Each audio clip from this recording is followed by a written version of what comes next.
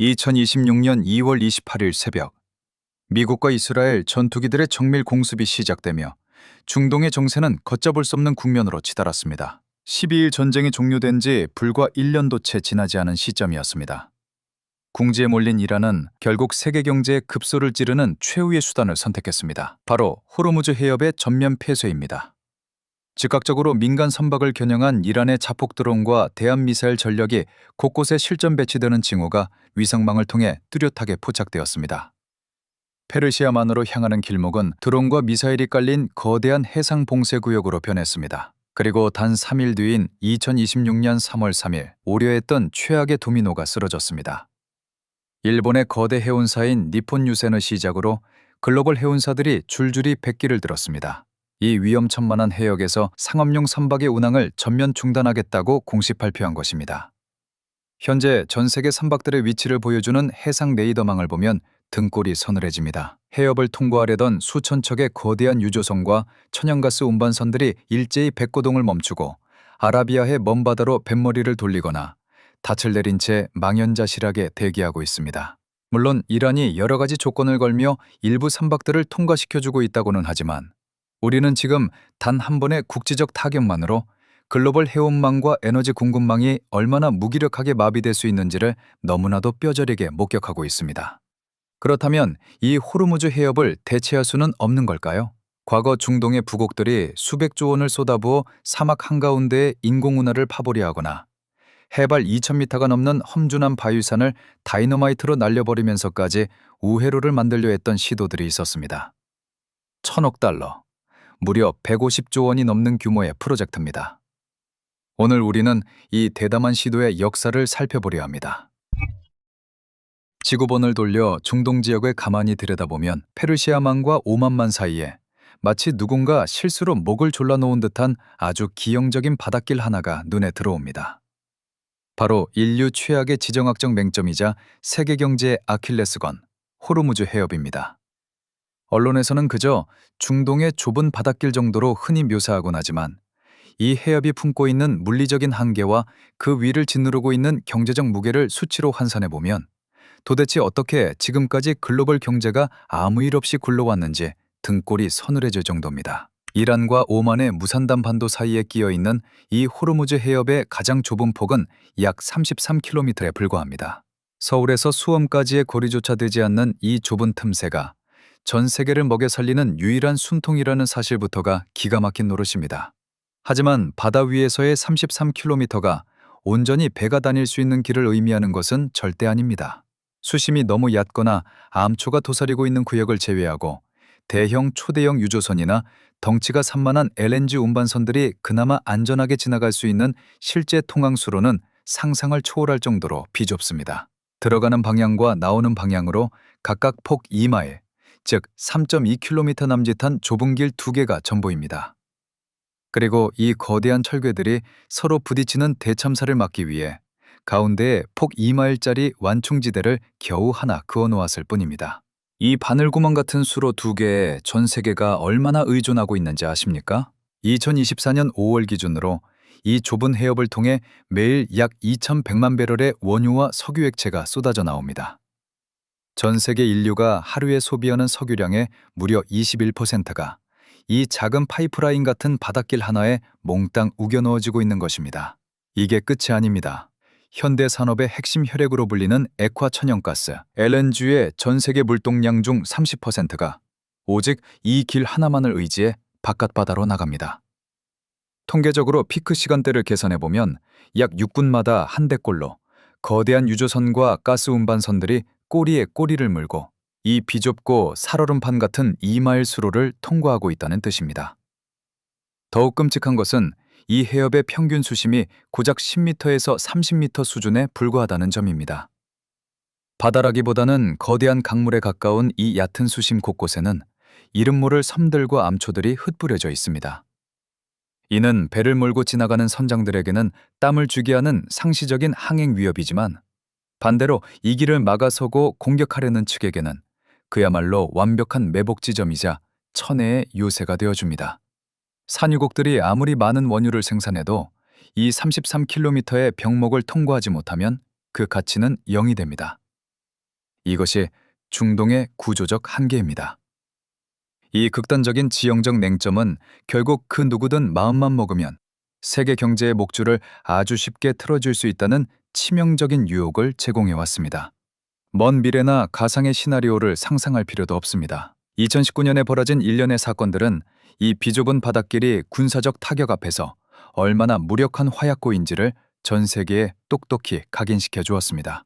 2019년 5월 12일 아랍에미리트 푸자이라 인근 수역을 지나던 상업용 유조선 4척이 누구의 소행인지 알 수 없는 의문의 공격을 받고 선체에 커다란 구멍이 뚫리는 사건이 발생했습니다. 전면전이 벌어진 것도 아니고 그저 정체를 숨긴 비대칭 타격 한 번에 해협 전체에 엄청난 공포가 번졌습니다. 하지만 이는 시작에 불과했습니다. 정확히 한 달 뒤인 2019년 6월 12일 호르무즈 해협 인근을 조심스럽게 통과하던 유조선 2척이 이번에는 아예 포격을 두들겨 맞고 화염에 휩싸였습니다. 시뻘건 불길이 치솟는 유조선에서 선원들이 필사적으로 바다로 뛰어내려 탈출하는 장면이 전 세계 뉴스에 타전되면서 국제유가는 그야말로 발작을 일으키기 시작했습니다.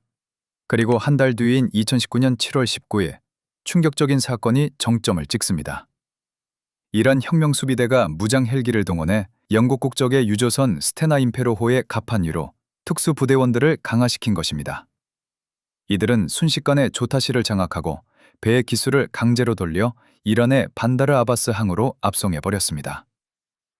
영국이 지브롤터에서 이란 유조선을 납포한 것에 대한 명백한 보복 조치였지만 이 사건으로 인해 전 세계는 호르무즈 해협의 취약성을 다시 한번 실감하게 되었습니다. 세계 최강의 해군력을 자랑하는 서방 국가들의 호의를 받더라도 이 좁고 얕은 호르무즈 해협 안으로 들어서는 순간 모든 민간 상성은 완벽한 인질로 전락해버린다는 잔혹한 진실 말입니다. 폭 2마일의 수로, 피하기엔 너무 얕은 수심, 6분마다 밀려드는 거대한 화약고 같은 유조선들.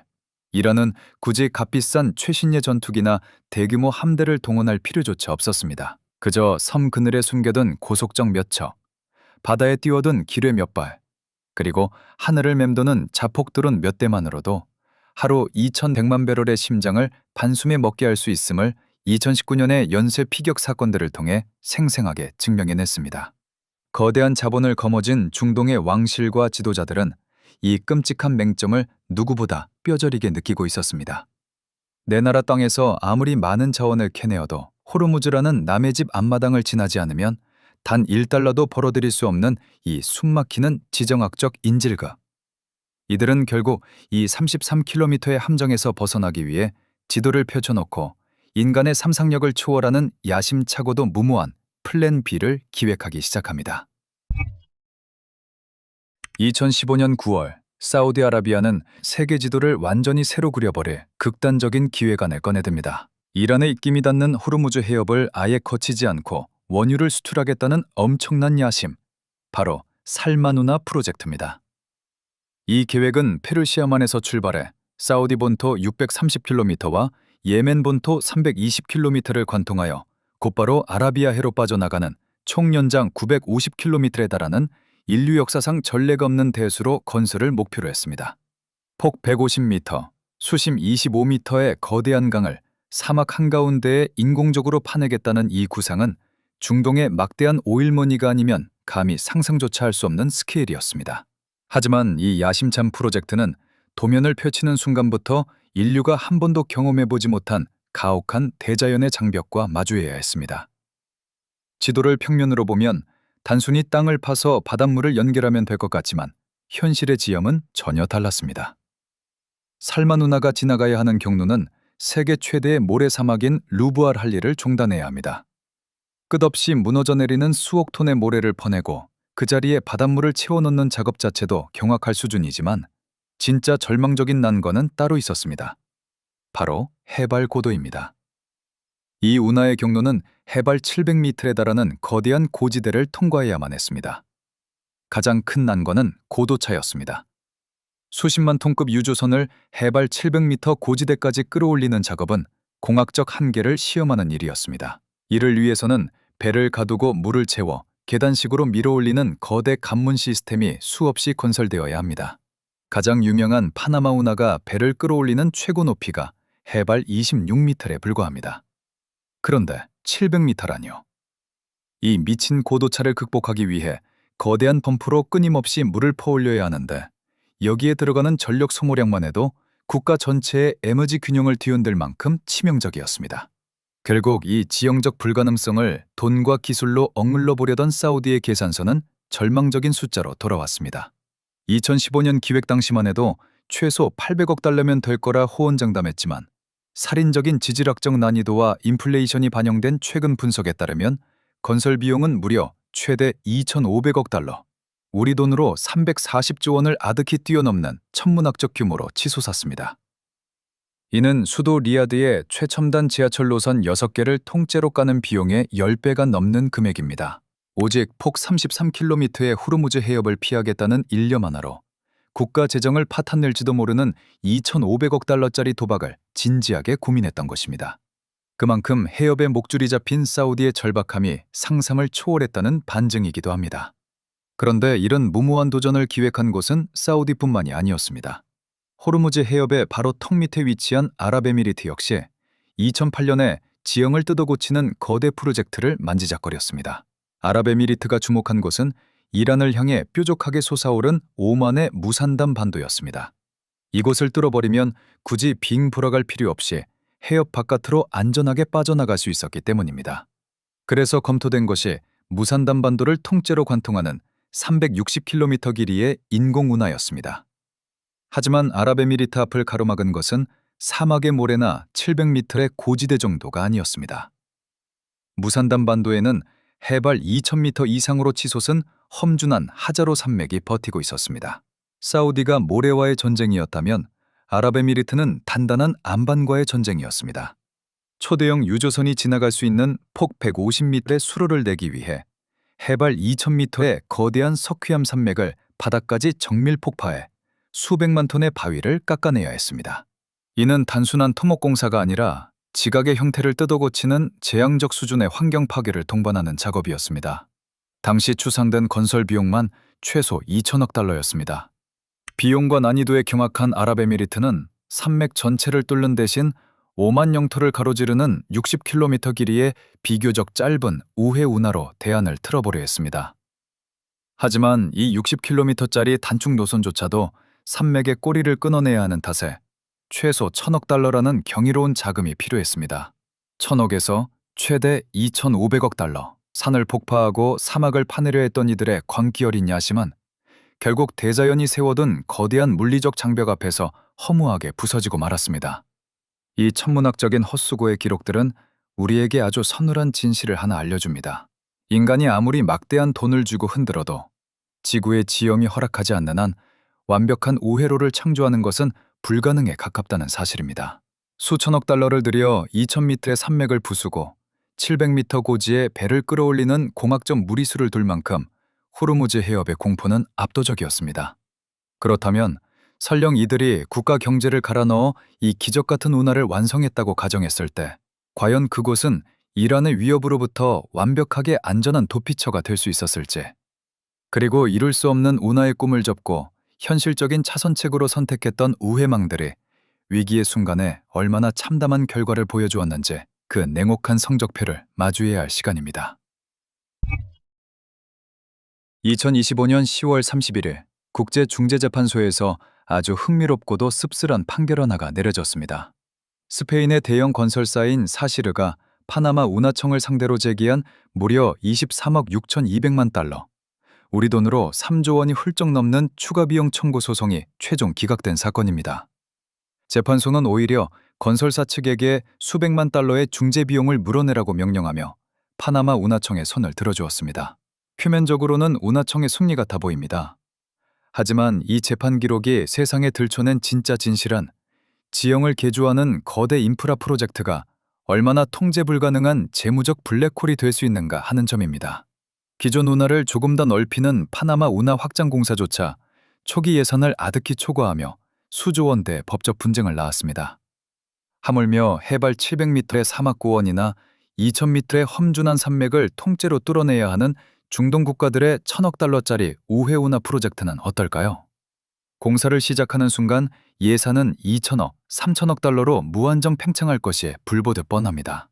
국가 재정의 뿌리마저 흔들릴 수 있는 아찔한 도박인 셈입니다. 더 끔찍한 것은 돈을 쏟아부어 운하를 완성한 이후에 벌어지는 사회적 재앙입니다. 다시 파나마 운하의 실사례를 들여다보겠습니다. 경제학자들의 정밀 분석 결과 파나마에는 거대 운하를 기점으로 두 개의 완전히 다른 세상이 만들어지는 이원적 경제 현상이 나타났습니다. 운하 운영에 관련된 숙련 노동자의 연봉은 무려 17만 달러에 달하며 억대 연봉을 거머쥐었지만 그 혜택에서 소외된 일반 농업 부문의 비숙련 노동자는 1년에 고작 1,950달러를 버는데 그쳤습니다. 소득 격차가 무려 88배에 달하는 극단적인 불평등이 초래된 것입니다.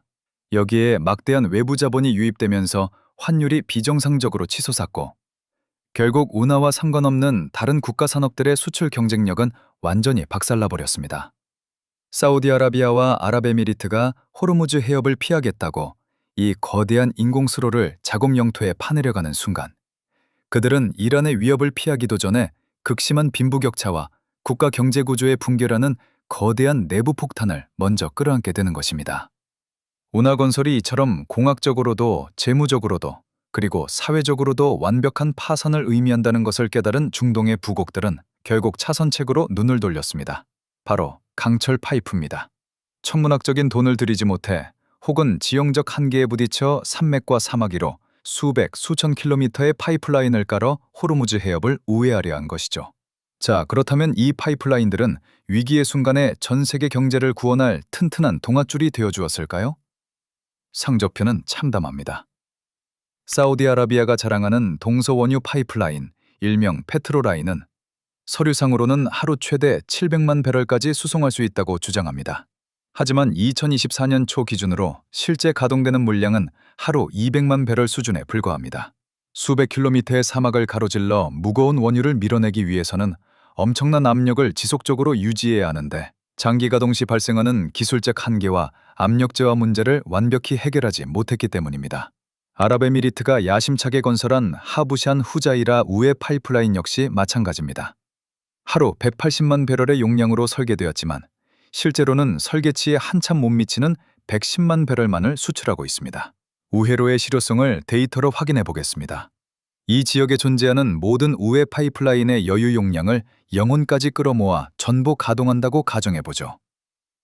이들이 대체할 수 있는 물동량은 호르무즈 해협을 홍보하던 기존 물동량의 고작 13%에서 최대 28%에 불과합니다. 우회망이라는 이름이 무색할 정도로 너무나도 앙상하고 빈약한 대안인 것입니다. 설상가상으로 이 28%의 우회망조차 현대전 앞에서는 아무런 의미가 없다는 사실이 뼈아프게 증명되었습니다. 이란 역시 과거 자신들의 수출길이 막힐 것을 대비해 막대한 자금을 들여 고레자스크라는 우회 파이프라인을 건설했습니다. 그런데 이 전략적 자산이 어떻게 되었을까요? 단 한 번의 군사적 타격, 정확히 꽂힌 일격에 파이프라인의 기능이 완전히 상실되어 버렸습니다. 이것이 우회 파이프라인이 가진 가장 치명적인 안보적 모순입니다. 드넓은 사막과 황야를 가로지르는 수백 킬로미터의 고정된 겸철관은 그 자체로 완벽하게 노출된 거대한 표적입니다.